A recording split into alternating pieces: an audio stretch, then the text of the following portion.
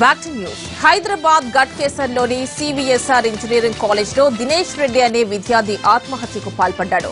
College building లోని 5వ అంతస్తు పైనుంచి దూకి ఆత్మహత్య చేసుకున్నాడు. హెచ్ఓడి చలపతి మానసిక వేధింపులే ఆత్మహత్యకు కారణమని ఆరోపిస్తున్నారు దినేష్ రెడ్డి తల్లిదండ్రులు.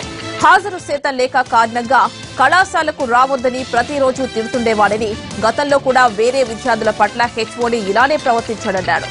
కాలేజ్ యాజమాన్యం హెచ్ఓడిపై తల్లిదండ్రులు గట్కేసర్ పోలీస్ స్టేషన్లో ఫిర్యాదు చేశారు.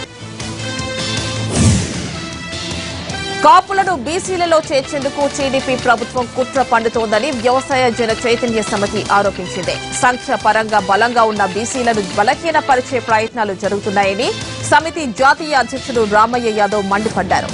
ఏపీ సీఎం చంద్రబాబు ప్రజల మధ్య విద్వేషాలు రెచ్చగొట్టేందుకు కంకణం కట్టుకున్నారన్నారు. కాపులను బీసీలలో చేర్చకుండా జనాభా ప్రాతిపదికన రిజర్వేషన్లు కేటాయించాలని కోరారు. కాపుల్ని బీసీ కోటా విషయంలో చేర్చే విషయమై పునరాలోచన చేయాలని, లేదంటే ఎస్సీ, ఎస్టీ, బీసీ, మైనారిటీ వర్గాలకు ఏకం చేసి ఉద్యమం ఉధృతం చేస్తామని హెచ్చరించారు.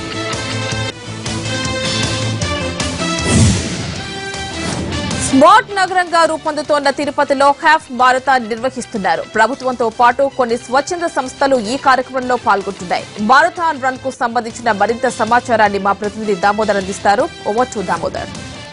తిరుపతిలో హెల్త్ ఫర్ రన్ పేరుతో 7 హిల్స్ మారథాన్ ప్రారంభించారు.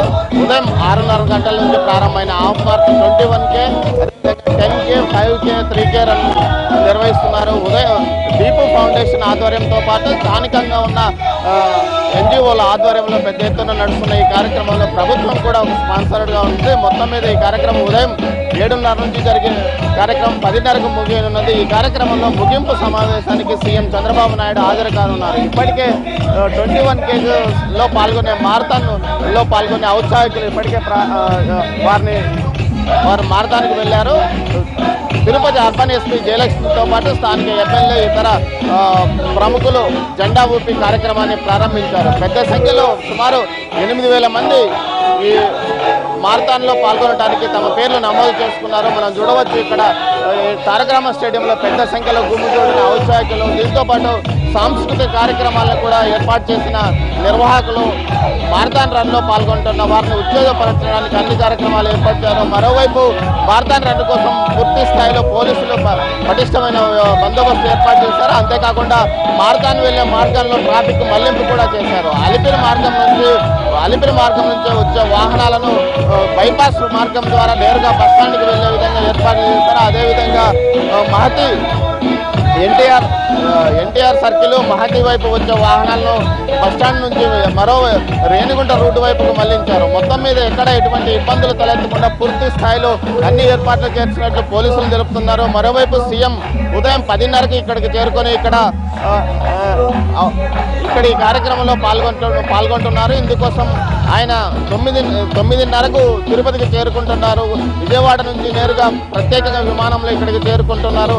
మరోవైపు హెల్త్ ఫర్ రన్ పేరుతో దీపు ఫౌండేషన్తో పాటు ఇతర సంస్థలు నిర్వహిస్తున్న ఈ కార్యక్రమానికి పెద్ద ఎత్తున స్పందన వచ్చిందని చెప్పవచ్చు. ముఖ్యంగా మొట్టమొదటిసారి ఈ స్థాయిలో తిరుపతిలో ఒక మారథాన్ రన్ ప్రారంభించడం, దీంతో పాటు పెద్ద సంఖ్యలో తమ పేర్లు నమోదు చేసుకోవడం కాకుండా విదేశాల నుంచి కూడా కొంతమంది ఈ మారథాన్లో పాల్గొనడానికి తమ పేర్లు నమోదు చేసుకున్నట్లు తెలుస్తుంది. మొత్తం మీద మారథాన్ రన్ను విజయవంతం చేయడానికి ప్రభుత్వంతో పాటు పోలీసులు, అదేవిధంగా స్థానికంగా ఉన్న అన్ని సంస్థలు కలిసి సంయుక్తంగా ఒక కలిసికట్టుగా ఈ కార్యక్రమాన్ని విజయవంతం చేయడానికి అన్ని ఏర్పాటు చేశారు. దీంతో పాటు ప్రత్యేకంగా 3 వేదికలను ఏర్పాటు చేసి ఎప్పటికప్పుడు ఇక్కడికి వచ్చే మారథాన్ చూడడానికి వచ్చే వాళ్ళు, అదేవిధంగా మారథాన్లో పాల్గొనే వారిని ఉత్సాహపరచడానికి అన్ని రకాల కార్యక్రమాలు ఏర్పాటు చేశారు.